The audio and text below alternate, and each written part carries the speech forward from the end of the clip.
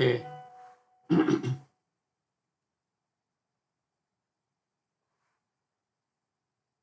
Okay. And this example is very applicable because it's a very applicable example. There's a wood pin and the two force, and they will ask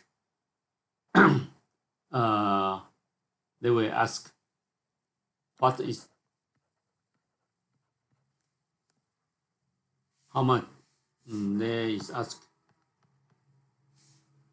what is the maximum.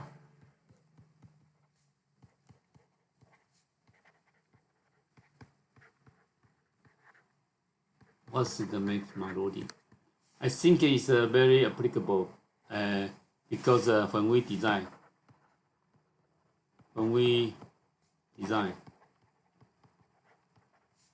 a capacity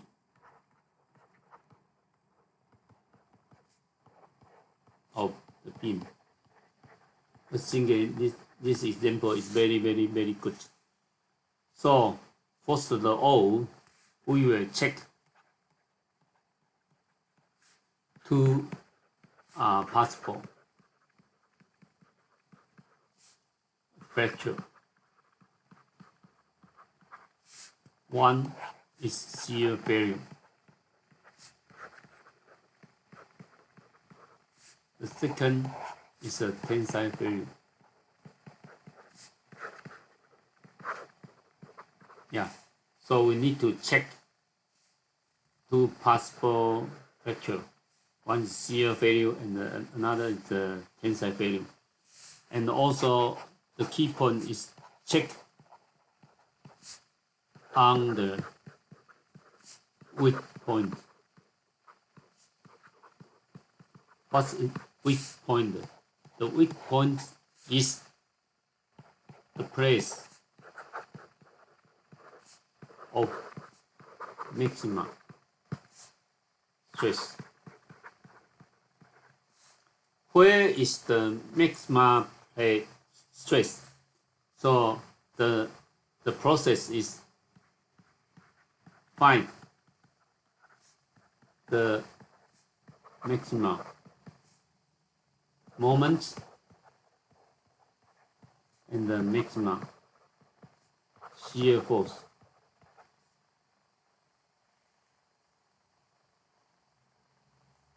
And find the maximum moment and find the maximum shear stress. And this is the fourth step. This is the fourth step, and the second step, find the maximum normal stress.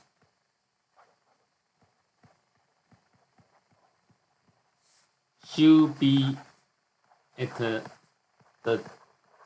top or bottom,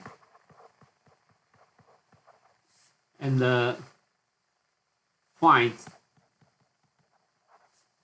the maximum shear stress. The maximum shear stress should be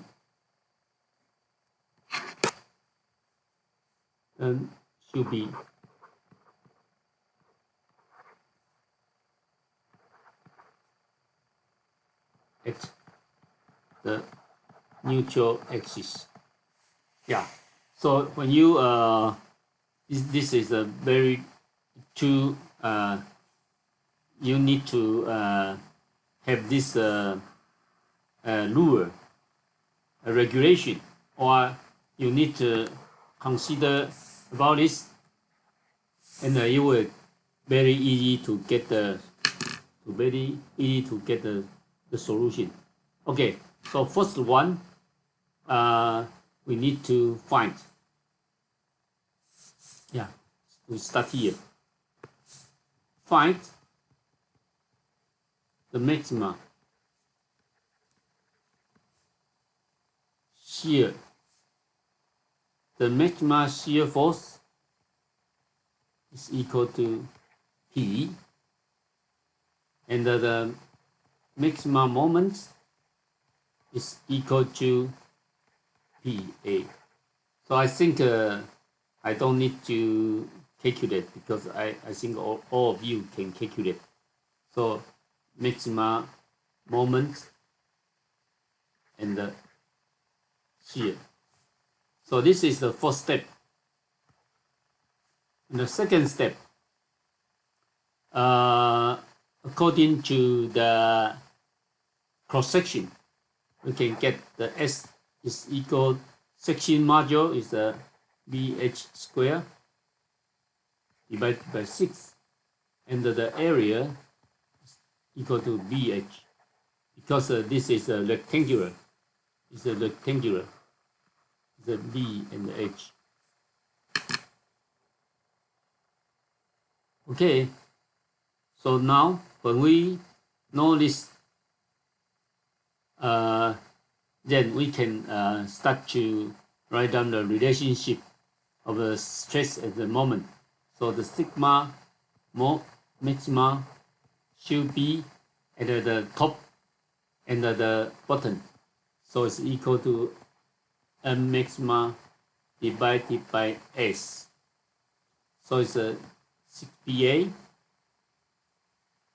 and the BH square.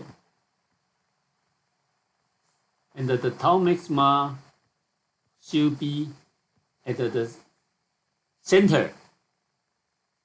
The center is at the NA place. So 3V maxima. Please go back to the previous video and you know how to calculate. So equal to 3P and 2pH. So the you can find here in the normal stress here. Okay. So if you get the equation, and you will get the third step is the bending. The bending is the force, the maxima allowable bending. The bending,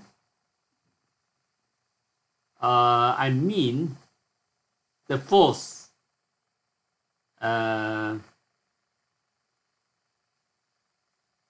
bending value. The force will induce bending value should be equal to allowable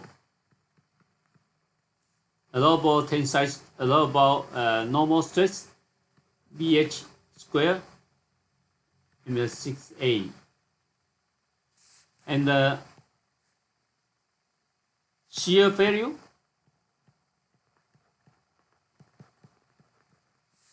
the loading will induce shear value is equal to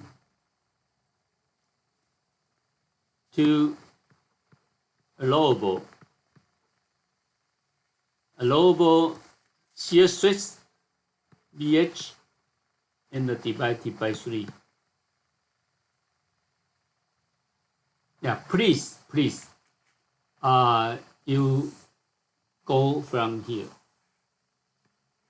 and then you can get this. You can get this. Now we will keep to put the value inside. Is a 11 MPa. Is a allowable normal stress. Allowable normal stress is the given condition. Multiple 100 millimeter. This is the width and the 150 millimeter square.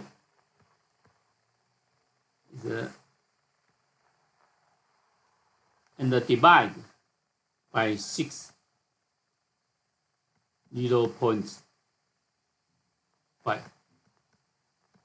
Put the data inside, and you can get 8.25 kilonewton and the similar put inside the data in the 2.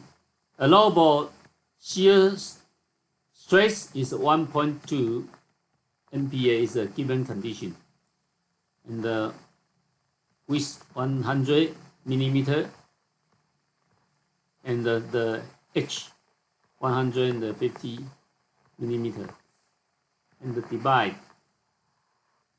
divided by 3, and you can get 12.0 kilonewton. Okay, so this is now you need to decide which will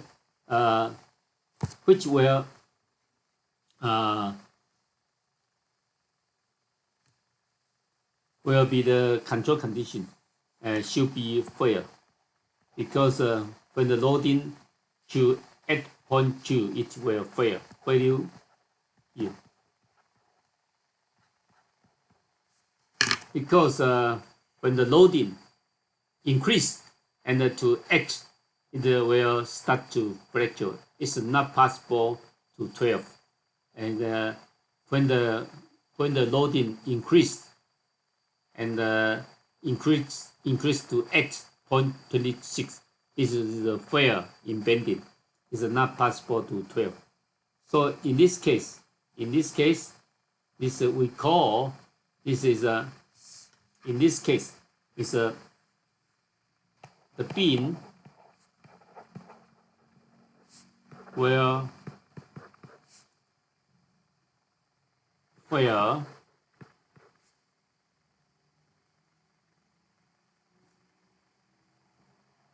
at normal stress.